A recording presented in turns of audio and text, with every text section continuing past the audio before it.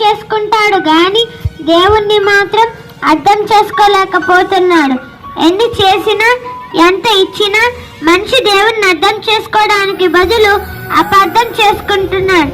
మనుషులు ఎక్కువగా గుట్కాలు, మత్తు పదార్థాలు, మత్తు పానీయాలు తిని తాగేవారిని మనం చూసినప్పుడు ఎందుకంటే వీటిని తిని ఆరోగ్యం పాడు చేసుకుంటున్నారు అని అడిగితే, బ్రదర్, దేవుడు సృష్టిలో అన్నీ పెట్టాడు కదా, తాగితే తప్పేముంది అంటాడు.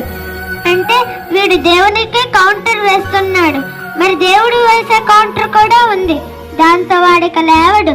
అది ఎలా ఉంటుందంటే, నాయన సృష్టిలో జీడిపప్పు పెట్టాను, గన్నేరు పప్పు పెట్టాను, మరి జీడిపప్పు ఎందుకు తింటున్నా, గన్నేరు పప్పు ఎందుకు తినడం లేదు అని దేవుడు అడిగితే వాడేమైపోతాడండి? అందుకే దేవుని కౌంటర్ వేయాలని చూడకండి, మీరు ఎన్కౌంటర్ అయిపోతారు. దేవునికి సెటైర్ వేయకండి, దేవునిలో సెట్ అవ్వండి. దేవుడు మీ మంచి కోరాడు కనుకనే మంచి ఆహారం తీసుకొని అంటున్నా, దేవుని మాట వినకున్నా దేవుణ్ణి అపార్థం చేసుకుంటున్నావు.